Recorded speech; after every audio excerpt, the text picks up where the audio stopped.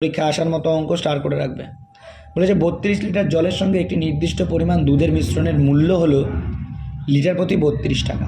ওকে, আমরা তাহলে দুধ এবং জল পেয়ে গেলাম। এখন বলেছে যে খাঁটি দুধের মূল্য লিটার প্রতি 42 টাকা, তাহলে দুধের দাম পেয়েছি 42 টাকা। জল যদিও আমরা এখন কিনে খাই, কিন্তু দুধের সাথে যে জলটা মেশায় সেটা কেনা জল মেশায় না, তাই জন্য সেই জলের কোনো মূল্য থাকে না, তাই 0 টাকা ধরে নিলাম। সেটাকে নাকি 32 টাকা করে বিক্রি করতে চাইছে, তাহলে মেথড অফ অ্যালিগেশনে সেটাকে 32 টাকা করে বিক্রি করতে চাইছে।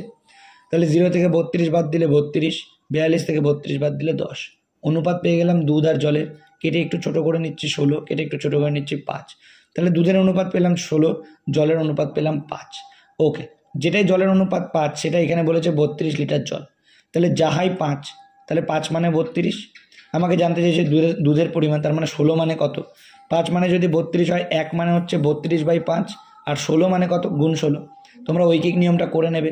এবার বলো, 16 দিয়ে 32কে গুণ করে 5 দিয়ে ভাগ করতে হবে। আমরা উভয় দিকে 2 দিয়ে গুণ করব, কারণ আমরা শর্টকাট নিয়ম জানি। আচ্ছা, আগে গুণটা তাকে করে নিতেই হবে। চলো, 16 দুগুণে 32, 2 হাতে 3, 3 16 48, আর 3 কত হয় 51, মানে 512। আর নিচে কত আছে 5, 5 দিয়ে 512কে ভাগ করলে যেটা হবে, উভয় দিকে 2 দিয়ে গুণ করার প্রসেস আমরা প্রত্যেকেই জানি। এখন লিখছি, কিন্তু এর পরবর্তী দিন আর লিখবো না। কি 512 2 দিয়ে গুণ করলে হবে 1024, আর নিচে হবে 10। 10 হওয়া মানে কত, 1 ঘর পর পয়েন্ট, অর্থাৎ 102.4। একদম সোজা চাপটা উত্তর 102.4 litre will be the right answer. তাহলে 102.4 লিটার যেটা হবে সেটা আমার প্রশ্নের সঠিক উত্তর।